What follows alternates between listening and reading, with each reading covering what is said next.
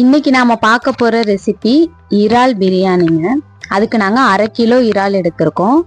1/2 kilo இறால்னா clean பண்ணி முடிச்சதுக்கு அப்புறம் வெயிட் போட்டு பார்ப்போம் இல்லைங்களா, அப்படி 1/2 கிலோ இறால் எடுத்திருக்கோம். இப்போ இதுக்கு தேவையான மசாலா மிக்ஸ் பண்ணி வச்சிடலாங்க. அதுக்கு 1/2 ஸ்பூன் இஞ்சி பூண்டு பேஸ்ட்டு, 1/2 ஸ்பூன் தனி மிளகாய் தூள், 1/4 ஸ்பூன் மஞ்சள் தூள், 1/2 ஸ்பூன் உப்பு, பாதி லெமன் புழிஞ்சு விட்டுக்கலாங்க. இப்போ இதெல்லாம் சேர்த்துட்டு நல்லா மிக்ஸ் பண்ணி எடுத்துக்கலாம்.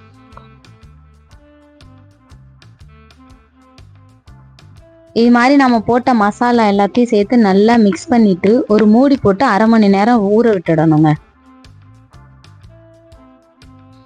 நம்ம இறால் ஊற வச்ச 10 நிமிஷம் கழிச்சு பிரியாணிக்கு தேவையான அரிசியை ஊற வச்சுக்கலாங்க. அதுக்கு இன்னைக்கு நாங்கள் 1/2 கிலோ பாஸ்மதி ரைஸ் எடுத்திருக்கோம். அதை நல்லா கழுவிட்டு தண்ணி ஊற்றி 20 நிமிஷம் ஊற வச்சிருங்க.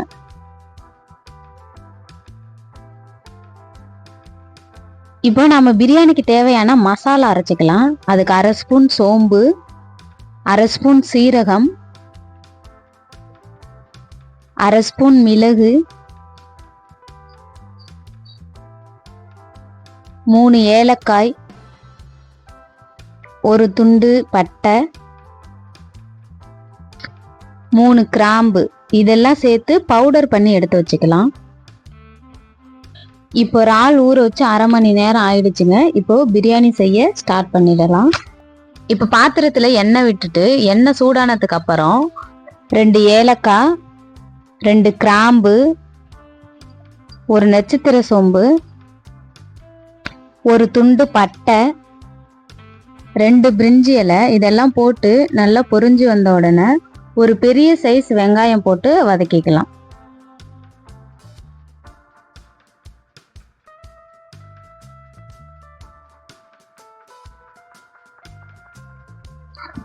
இப்போ 2 பச்சை மிளகாய் போட்டு வதக்கிக்கலாம். நல்லா வெங்காயம் வதங்கினதுக்கு அப்புறம் புதினா கொத்தமல்லி 2 சேர்ந்து ஒரு கைப்பிடி அளவுக்கு போட்டு நல்லா வதக்கிக்கலாம்.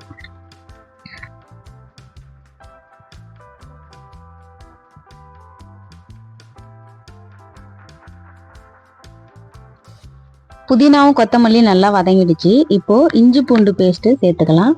2 ஸ்பூன் அளவுக்கு இஞ்சி பூண்டு பேஸ்ட் சேர்த்துக்கோங்க.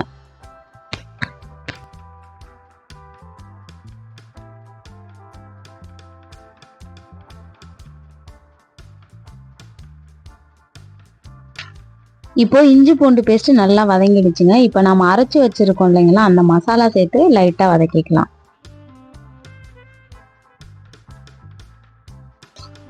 இப்போ தனி மிளகாய் தூள் 1/2 ஸ்பூன் சேர்த்துக்கலாம். நம்ம ஏற்கனவே இறால்ல மிளகாய் தூள் போட்டு மிக்ஸ் பண்ணி வச்சிருக்கோம். நீங்க காரத்துக்கு தகுந்த மாதிரி மிளகாய் தூள் சேர்த்துக்கோங்க. இப்போ 2 ஸ்பூன் தயிர் சேர்த்து நல்லா வதக்கிக்கலாங்க.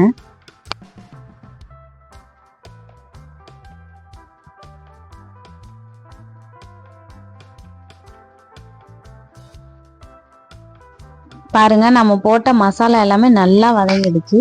இந்த ஸ்டேஜில் நாம மசாலால மிக்ஸ் பண்ணி வச்சிருக்க இறாலை சேர்த்துக்கலாங்க.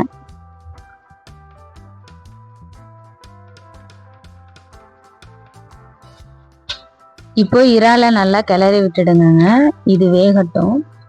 இறால் வேகிறதுக்கு நம்ம தண்ணி எல்லாம் எதுவுமே ஊற்ற வேண்டாம். நம்ம கிளறி விட்டாலே போதும், அது சட்டுன்னு வெந்துருங்க.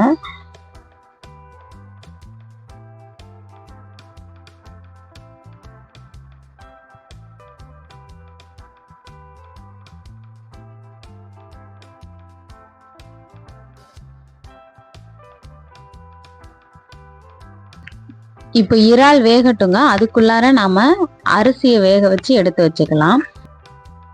ஒரு பாத்திரத்துல நல்லா தாராளமா தண்ணி வச்சுக்கோங்க. அரிசி நம்ம வேக வைக்கும் போது ஒன்னோட ஒன்று ஒட்டாம இருக்கணுங்கிறதுக்காக கொஞ்சமா எண்ணெய் விட்டுக்கோங்க. தண்ணி இது மாதிரி கொதிச்சதுக்கு அப்புறம் நம்ம ஊற வச்சிருக்கோம் இல்லைங்களா, அந்த அரிசியை போட்டுக்கலாம்.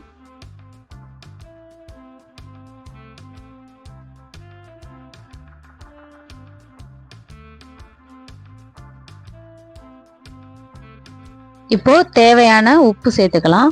உப்பு கொஞ்சம் கரிக்கிற மாதிரி போட்டுக்கோங்க. நம்ம தண்ணி வடிச்சு எடுத்ததுக்கு அப்புறம் பிரியாணியில் போடும்போது நமக்கு உப்பு கரெக்டாக இருக்கும்.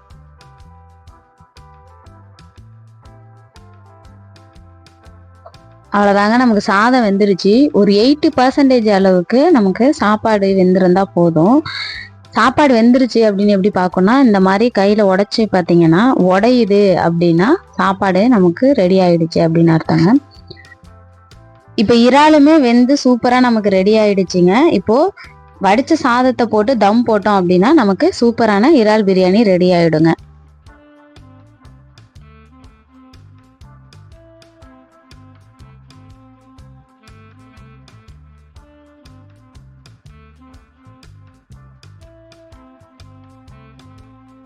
அவ்வளோதாங்க, இப்போ நம்ம சாதமும் போட்டுட்டோம்.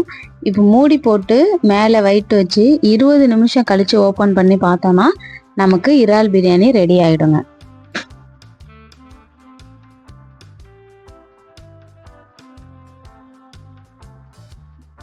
இப்போ நாம் தம் போட்டு 20 நிமிஷம் ஆயிடுச்சு. ஓப்பன் பண்ணி பார்க்கலாம் எப்படி இருக்குதுன்ட்டு.